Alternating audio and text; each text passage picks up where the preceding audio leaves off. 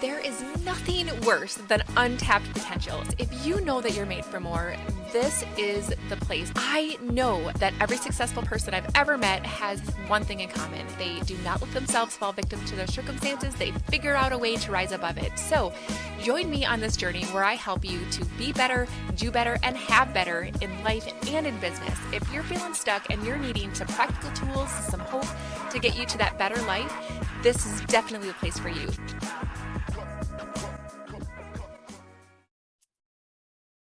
Hey, everybody. Welcome to the Unstuck Podcast. Today, I get a chance to introduce you to my friend, Susan Fleming. You guys, she is a business alignment therapist, and I can't wait to dive into exactly what that is. But Susan has this beautiful heart about her, and we have so much stinking stuff in common, Susan, that it's like my audience is going to fall in love with you just like I have. So welcome to the show. I am so glad that you're here. Why don't you tell us a little bit, Susan, about who you are? How are you showing up in the world? Like, what is lighting your soul on fire these days? Yeah, that's a loaded question. I can talk a long time on that one. But thank you so much for having me. It really is just an honor because I know, like you said, we have so much in common. There's so much overlap. I know that the listeners are really going to just enjoy this conversation. So I'm excited to dive into that. But a little bit about me is I'm in Georgia, in case anybody hears that drawl. Tends to come out a little bit more as we go, but I am in Georgia with my husband, and I've got 2 teenage boys at home, so y'all pray for me.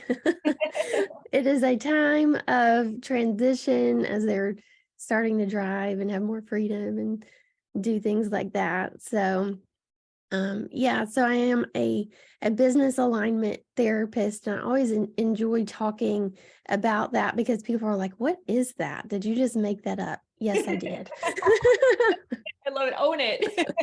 Yes, I did. Well, I was really just in this time of like not knowing what to call myself because I am a licensed therapist, a mental health therapist. So I have that background. But then in 2019, the Lord brought me into online coaching and doing business online. And I was like, well, if I can't really say I'm a therapist at that point, there are licensing restrictions and things like that. So I have to be very clear about what it is that I'm doing. And I just was talking with a friend about, what it is that I do and how do I explain that. And she was like, "Well, you're still kind of a therapist, but it's for business." And I was like, "Oh, I'm a business alignment therapist." And she was like, "Yeah, that's it." So it's been a journey in developing that and really sharing with people what that means, if you don't mind if I go into that a little bit. Ooh, I love it. So it's really a twofold in that we are working on business, but we're also working on you as a person, right? Because we have to lead from who we are. And so having that alignment of who does God say that I am and who is he and how do I get in alignment with him and what he says is true about me. But then the second part of that is what's the purpose of my business? How do I get in alignment with, or how do I get my business into alignment with what God says about my business and the purpose behind that? And that really is something that lights me up to talk about because I find so often we get confused about what is the purpose of business. And there's an overall purpose, right? But there's also a unique purpose for your specific business. And the Lord was talking to me about, is it income, influence, or impact? We see those 3 things like posted everywhere. Somebody must know. And just in talking with the Lord about that, it was interesting when I first started business, how I really thought the purpose was to make money. And so I was really going after that and working with coaches on that particular aspect of it. And he said, but that's not the primary purpose of your business. Your primary purpose is impact. Right. The influence and the income, that'll come with it. You Right. get those too, right? We get all three, but I Yeah. love it when people have this light bulb moment of, wait a minute. I've been going after the wrong thing. And once you get into alignment with that primary purpose of your business, it's like things just start clicking that you didn't even know were really out of place. Right. So yeah, there's a lot, but I'll stop talking. I love it. I love it so much because I think that that's just it, right? Like the enemy can really get us stuck in confusion. And Hmm. when we can bring ourselves back to allowing us to remember why we're starting the business in the first place, or even just discover like the underlying meaning. You and I have talked about this in the past, and I know that those of you who've read my book know that I was in that crossroads in about a year and a half into my first online business where I felt like, oh my goodness, Lord, am I off balance here? And he reminded me that my goal in business is to minister to many people. And so when we can allow ourselves to, discover or rediscover or realign with why we're doing this in the first place, like that really can make us feel like we're on the right path. And then things start to fall into place, just like you said, right? Yeah. But it all starts with that initial alignment of where we're supposed to be and where he's leading us, right? Hmm. Yeah. Yeah. It's so important that we get in alignment in both of those ways, right? Not just within our business, but even within ourself. Are we Yeah. being spirit led, or are we living from, the soul, and what does that look like, and how is that different, right? I think there's so many who just still don't know the difference, Yeah. that we are a triune being, just as God is. We're created in his image, and he made us three parts as well. So, understanding that dynamic of it and how to have that kind of relationship with him where you're really being spirit led and allowing him to have say in the business. Yeah. Yeah. And I think that one of the things that I appreciate about you is that you've had your own, moments of feeling stuck, especially stuck in transition. Why don't you tell us a little bit about your own experiences so that we all know that there's nothing wrong with us? We're having these stuck moments, right? Yes. Oh my gosh. So much happens in those times of transition. And it's really, I find it's been for me and my clients both, I've seen those times of transition really become this place of definition almost of where it's like a fork in the road, right? Except that there may be multiple, there may be more than two directions to go. And so it really it can be a time where we can get a lot of clarity or we can have a lot of confusion. Yes. And for me, it was that transitioning into the online space. Being a therapist, having my own practice, I was like, I've been in business for years. I know what I'm doing, no big deal. Yeah. Oh my goodness. No, like it was completely different going into this online space. It's like a whole nother world of things I had no idea about. And I was really working from that soul realm, working from this place of performance. And I would say I'm doing this for God, right? And I hear that a lot of people saying, I'm doing this for God, or God wants me to do this, and not really taking ownership of, but I have a part in this too. And it was during that time of transition where the Lord really started showing me this is what partnership looks like. I don't want you to do it for me. I want you to do it with me. I want this to be a collaboration for us. And that was a whole nother thing that I just had no grid for it. I had never been taught that. I grew up in church and it was all about obedience and you do what he says. And so it was very much this mentality of Yeah. performing, Mm. right? Of doing it, thinking that, well, if I do this, then God will do this, as if I had to earn his love or earn the blessings or earn, whatever it was my goal was at that time. Yeah. And so I was really in this place of striving to the point of burning out and feeling like I don't know how to do this without just taking myself to a point of no return. Like, I don't know how to do this without putting in more effort and more hours, and it's more time away from my family. And oh man, I remember just telling my husband so many times it became a thing.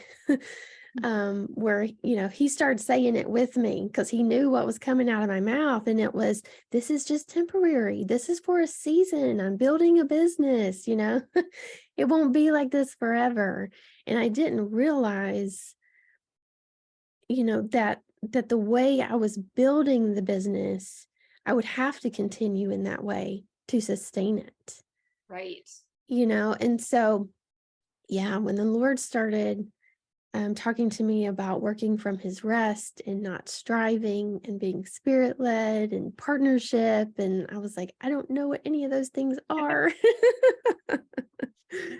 So yeah, that time of transition really became a time for him and I to just connect and build relationship in a way that I hadn't known before, and really start understanding what it looked like to co-labor and be Yes. and be a co-heir and collaborate with him and have that partnership and deeper relationship to where the relationship came first.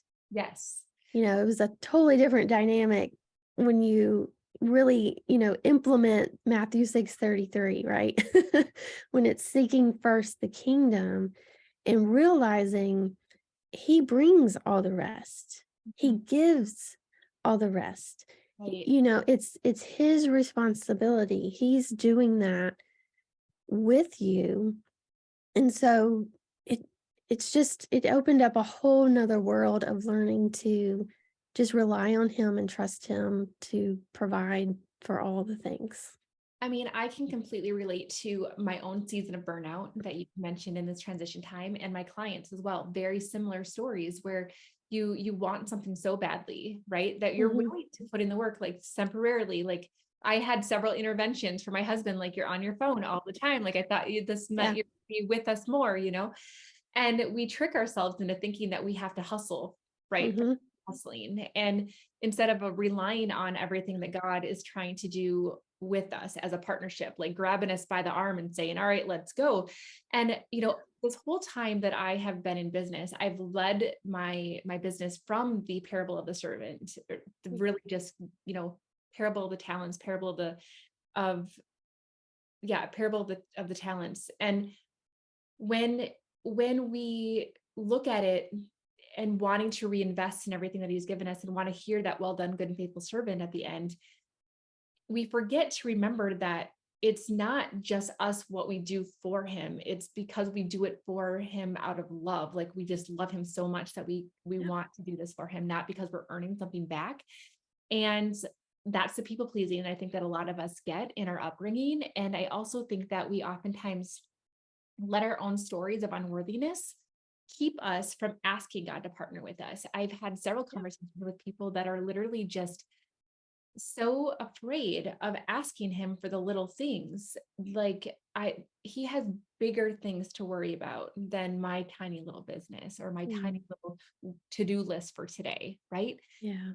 But Mm. in reality, at least what I found in my, developing relationship with God is that he wants me to depend on him in the tiny little things so that I continue to build those trust muscles. So if I can ask him in the morning, Lord, this is my to-do list. Which things should I, save for another day? And which things do you want me to do today? I'm showing him and myself that I can rely on him in the little things, depending upon him so that I can build those trust muscles. What are your thoughts around any of that? Yes, 1,000%. I agree with all of that. Absolutely, because that's exactly what I do. I sit with him every morning and it's like, here's my calendar.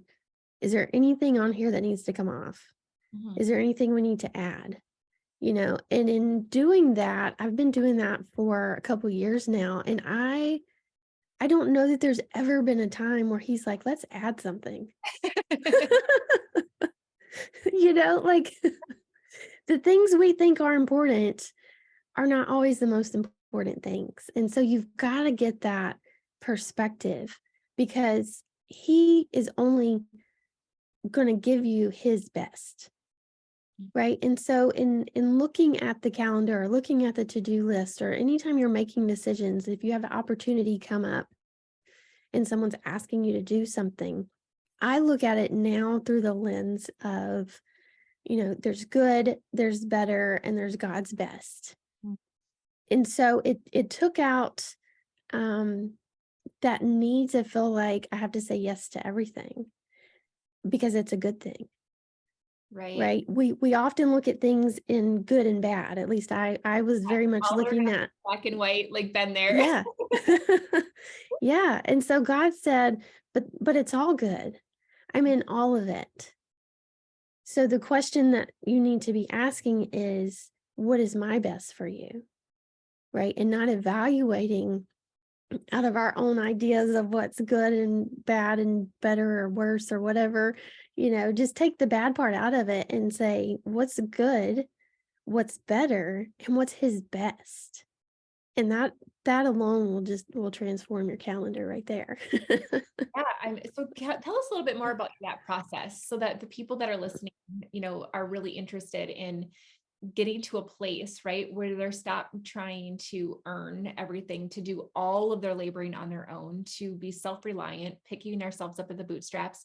What does that look like? Like, take us down your process for how you specifically, ask for guidance on those things.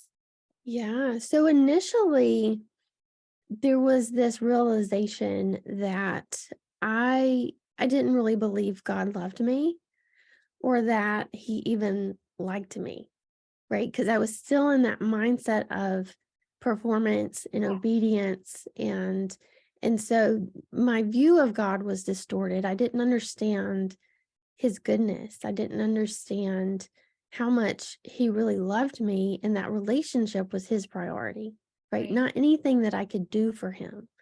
He just wanted to spend time with me, Right. which blows my mind. Right. So it really started with just sitting with him and allowing him to love me, which sounds really simple, but it can be very difficult.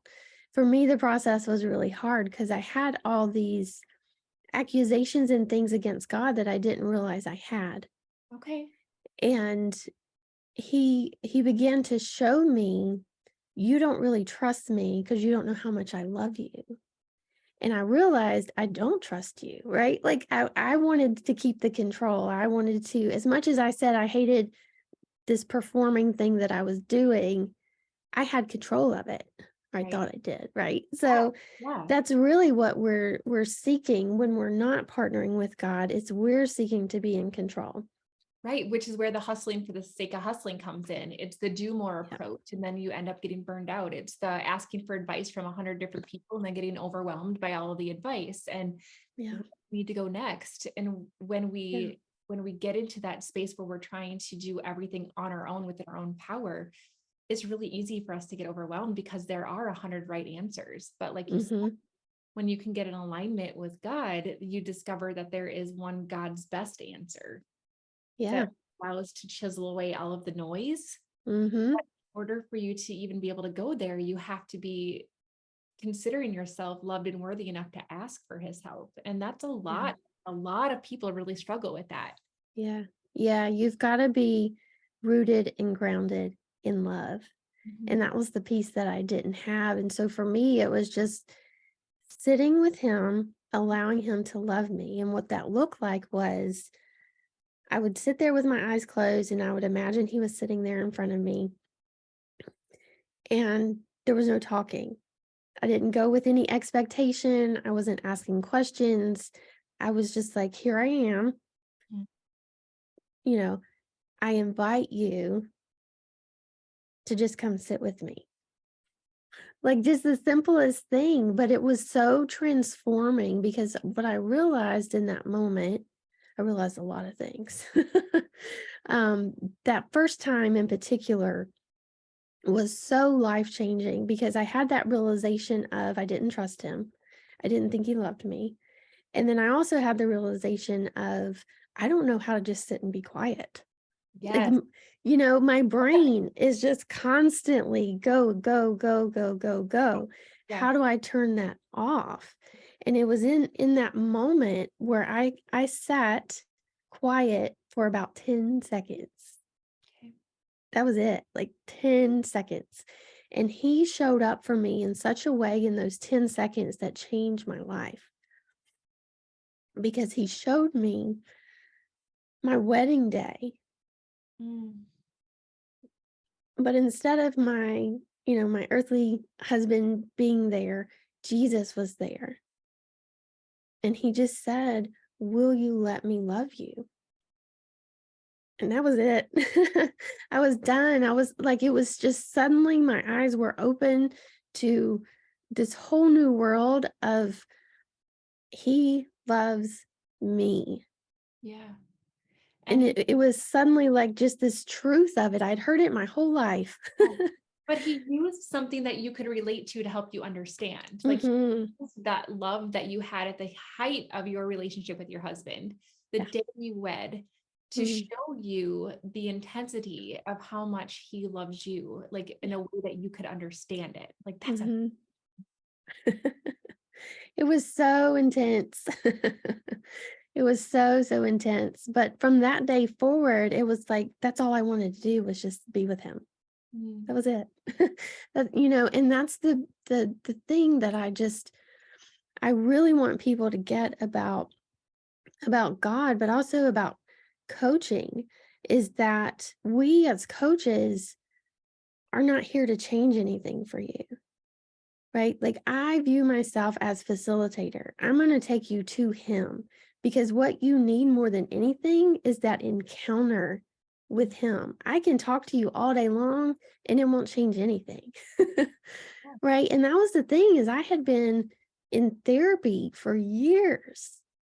And that 10 seconds with him did more than 20 years of therapy ever. Like it's just you have to have that real encounter with him to have life change. And that's why every person I work with, that's the very first thing we do is you're going to meet Jesus. And I love it. It's so beautiful because I have in the years that I've been doing it, I have never had anyone share the same experience twice. Like he will show up for you in the exact way that you need it so if what you will just be open. do you say to the people who are experiencing this, with you that had the same struggle that you with getting your mind to quiet down and to be able to sit and tell me a little bit about what are some of the, pieces of advice that you've given around that particular thing. This is really fascinating to me. I love it. Yeah, I think the thing I hear most often from people is, "I can't do it," or "I don't see him." And what I say to that is, if I can start with 10 seconds, you have a starting place, right? Maybe for you it's 2 seconds, but that's all God needs. Like, it's just a moment. He just needs that moment with you for you to be open.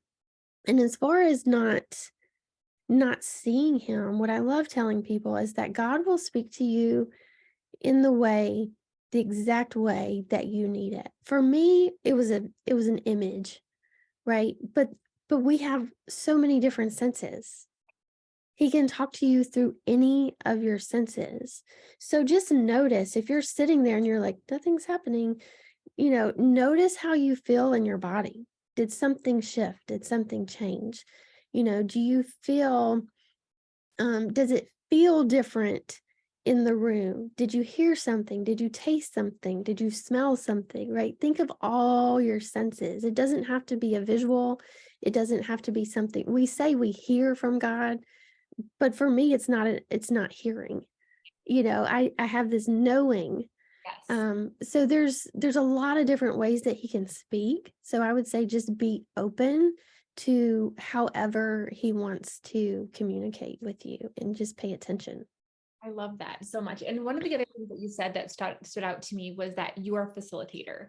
I Mm, think that a lot of times when we are in a space of transition, maybe we're trying to level up our business, maybe we're trying to leave our full-time careers to be able to go into business, maybe we're trying to start business, but those transition periods can oftentimes trick us into, again, like working harder, working longer hours, working to state of burnout. And a lot of it, if we dig down deep to the root of it, it's this number one, like you said, control. But number two, it's this feeling of needing to be perfect, mm, needing to have perfectionism really come to the surface. I've struggled with this myself, right? Where I don't launch something because it's not perfect, or, I don't do something because it's not perfect. And sometimes I feel like the coaches, the aspiring coaches, the new coaches that I'm helping are afraid that they're not going to be able to help with the transformation that they're charging for. And so we have a lot of money mindset stories around that. Like, oh my gosh, like I can't charge that because I can't guarantee that this is going to happen. And I think that one of the things that you said really, I want the audience to take note of, that we are a facilitator. You are not the person that is supposed to create the massive change. You are not the person that's supposed to create everything with perfection. You are supposed to be obedient partner and allow him to show up through you in a way that allows him to do his work. And so it almost like takes the pressure off of mhm, us, feeling like we have to perform to be accepted, perform to earn his love, to perform to earn validation in the marketplace, when really it's just showing up as our best and allowing him to compensate for the rest. mm. Yeah, I love that. It's definitely a mindset shift when you see yourself as facilitator. It is like you say, it's like it just takes all the pressure off when you say, God's got this, Right. right? Like it's his responsibility to do the transforming. That's not my job. Yeah. So yeah, definitely I would say, um, And just it's not reminding yourself of that. And it's not Yeah, a flippant, like, I don't care. Like your right. love for you're doing it out of not of duty, but out of love for the Hmm. person serving and out of love for God, right? So Yeah. it isn't a performance base. It's a truly like I'm showing up with my best. And it's so funny that I'm wearing this shirt that says love today. But that's what we're doing, is that we're showing up in a space of love, doing our very best, and then allowing for that control to go away and to trust. And I would love to just continue down this path of, what other things, Susan, do you find that people that are in transition are really struggling with, that makes them feel stuck? Because I really want to make sure that those people that are listening are like, oh my gosh, like, yeah, I've never thought about that way, but I am totally stuck here. So how would you describe that with the people that you help, and even yourself? Yeah. Well, it's like you were saying earlier, the time of transition isn't always clean cut, right? Like so many of us, when we are transitioning into something else, we still have a foot in what was before.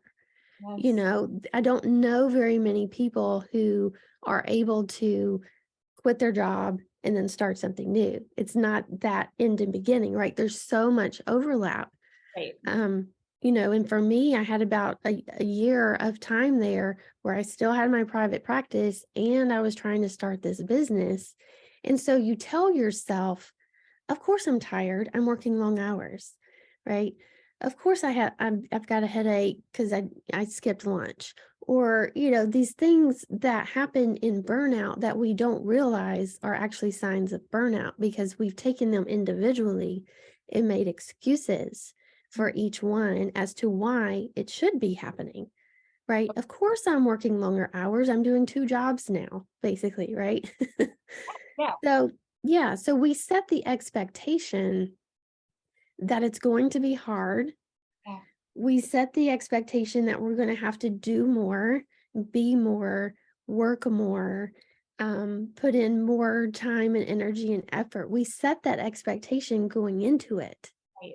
So when it happens, our brain is like, "Oh, well, we knew that's what was going to happen," right?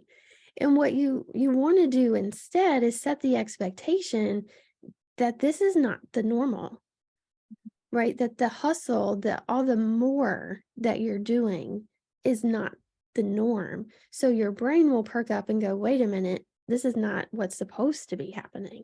Right. Right? And so changing that narrative in your mind was really helpful for me when I started seeing those pieces of burnout, those symptoms of burnout, when I was able to go, when my brain kind of perked up and went, wait a minute. So I stopped making excuses for all the things and then finally came to a place of, okay, God, I I've got to surrender everything here because I can't keep going like this. My body isn't going to keep working. Right. Right. Well, and my husband, bless him, like there's definitely a reason that God put us together because he is the opposite of me in so many ways. And he kind of is my balancer. And, so many times he'd help me to keep in check. He's like my bumper rail, and saying, hey, Yeah. like at what cost, Lachelle? Like, I know that you're saying Mhm. 3 to 5 years and you just got to work hard for the bigger, but he's like, I just want you to, honey, to recognize that at the Mm. end of that 3 to 5 years, who is going to be there to celebrate with you? And I want you to just be mindful of that, which is a lot of the reason why I started my business, Life by Design. And you and I have so much in common around this because why we can have the and like, right? It doesn't have to be either or, but our stories that we're taught say that we have to struggle for Yep. things to be successful. And so you're basically telling us right now that that is not necessary. Yeah. Yeah. It's not at all. There doesn't have to be struggle in it. When you are in that partnership with the Lord and you're being spirit led and you're asking him every morning, what are we going to do today? Mhm. It's been amazing to me how many times he has taken things off my calendar and said, now in that place, we're going to take a walk, or we're going to read a book, or we're going to go spend time with one of your friends. Right. And we get into this place of guilt Yeah. and tell ourselves, but it's during work hours. I can't do that. I have to work this full 8, 10, 12, however many hours. Right. Right. And we feel bad if we're not working that entire span of time. And I love that you have your husband and someone in your life to say, wait a minute, like, that's at what cost? What an incredible question to ask ourselves. Yeah. At what cost? Right. Because when you get to that place you think you want to get to, who's going to be there? Who's going to be left? What are your relationships going to look like? What is your health going to look like? It's just, that's such an impactful question to ask. So, um, bravo to your husband. That's awesome. How, is it really just getting in alignment with God? I mean, I want to have people hear from people other than me, right? Because one of the things that I would say is if I had on my heart to have, let's say, 5 connections in DMs in a day, oftentimes I would pray before I would scroll and I would say, Lord, please highlight the people in my feed that you really want me to connect with, because the algorithm, gosh, who knows what the heck the algorithm is doing. So if Yep. why not just allow the people that show up in my feed to be divinely led to me, and then Yep. allowing what they have, maybe it's just this feeling that like, I don't know why, but this person's name is standing out to me. And I would, take that into DM and allowing my conversations to be led by him instead of doing 100 things on my own. 10 led by him is going to be more fruitful. Is that kind of Mhm. in what you're doing, is just allowing him to guide you even in the little things? Yes. Yes. Just very practically. We have this idea of our quote quiet time being in the morning, right? But that should continue all day long. That conversation that you start with the Lord in the morning when you wake up should continue all day long. So just as I'm going through the day, I mean, I do have that time in the morning where I ask about my schedule, but then, like you said, even as I'm going through my day, I'm approaching it when I'm on social media. my number one question is always, how can I serve? How can I serve today? How can I show up? Lord, what do they need to hear today? Before I post anything, right? Like we talk a lot about scheduling content and stuff like that. Yeah. I don't pre-schedule content unless I'm gonna like be out of town somewhere where I can't, where it's focused family time. Um, I don't pre-schedule because that's my everyday, Lord, what do they need to hear today? And Yeah. some days I don't post anything, Yeah. And right? Like there's no it's like that pressure has gone because I'm allowing him to show me how I can serve. yeah. So that would be a practical thing is asking that question, but also coming from the mindset of it's already done, Yeah. right? It's already done. The cross has told us, Jesus has told us it is finished. And so what does that look like in your business? Well, for me, it's saying it's already done. I already have the resources, I already have the connections, I already have the clients. Lord, I thank you that you have already given me clients. As I show up today, will you highlight to me who they are? Right. So I'm not striving, I'm not on social media going, okay, what can I post so people will buy something? Or who can I talk to because they've shown interest in what I'm doing? Right. And it's not that there's anything wrong with it. Like I want to be clear about, Right. it's but it's just a different mindset of I'm not looking to get from Right. people. Right. And so coming from that abundance mindset of I already have everything I need. The Lord has said I am lacking in nothing. So now it changes the question to how do I partner with him to get that thing? Right? How do we bring that into the earth? How do we manifest that and show that partnership in the earth? Yes. Right? So asking him, like you said, highlight to me who do I, who are we talking to today? So it's a totally different shift. Just as you continue throughout your day, continuing that conversation with him and staying in contact and awareness of he's with me all the time. It doesn't, the connection doesn't stop when I come out of my quiet time in the morning, right? So continuing to do business with him all day long. Yes, I love that so much. And that's what a true partnership is. And so I think that, I wanted to wrap this up by just acknowledging the transition, because that's what we've talked about a couple of times during this. And one of the things that I feel is necessary to acknowledge is that whenever you're feeling stuck, you guys, oftentimes it means that you're right at the edge of the breakthrough.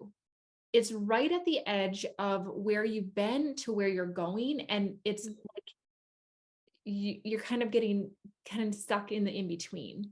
And I Mm, just want to remind all of you guys that in whatever transition that you're in, the fact that you're stuck is actually a good sign, because it's telling me that you are so stinking close. mm, Right? Do you have mhm, any perspective on that you wanted to add? That's just it's just such a beautiful way to look at it, right? To get us out of the frustration of like, oh, there's this grind and tension of like, I know there's more, but I don't know how to get there. And like, that puts us in frustration and anxiety. And like, I can just feel my body change when I talk about it. But yeah, when you change that perspective to I'm stuck right here because I'm on the edge of something. I am up against the next thing. I am so close, right? When you start looking at it from that perspective, that the stuck is a good thing. Yeah, that just changes everything. I almost like I'm feeling led to just give you guys as, a closer with this. If you're driving, of course, don't close your eyes, but imagine closing your eyes and picturing yourself at that metaphorical stuck point. And what is in front of you? Maybe it's a wall, maybe it's a fence, maybe it's a ledge that you have to climb up. Maybe it's a body of water that you have to get across. but it's something that's holding you back from that next step. I want you to imagine that Jesus appears and he reaches his hand out towards you and is ready to pull you over, pull you through, pull you on top of what is holding you back, and reminding yourself that you're not stuck alone and that your partnership with him is literally right here waiting for you to receive. He's right next to you. He wants to help you get from where you are to where you want to be. And so imagine that he pulls you out of that space. And I want you to ask yourself, how do you feel? Do you feel empowered? Do you feel felt, heard, safe, loved, ready? And use that analogy every time you feel stuck, knowing that you're not in this alone and that he wants to help you out of it. Maybe it's just he's given you a step because there's one more step of lesson that you have to learn, but he's right there next to you. And stuck is temporary. And I can't wait to see where this takes you. That's so beautiful. How fun is this? Okay, Susan, anything else that you wanted to mention before we, wrapped up this conversation? Because it's so much fun. We have so much in common. I would just, I love that visualization you just did. I would encourage people to do that. If you can't do it right now, go back to it when you have, a space of 30 seconds or so to sit with that image. I would also encourage you to just be with the Lord. Like I was saying earlier, just that spending that time with him without expectation, right? You don't have to read your Bible. You don't have to turn on worship music. You can just be. I think a lot of times we think those are requirements to spending time with him. But I would encourage you to just get still and quiet and just go without expectation and allow him to show you who he is.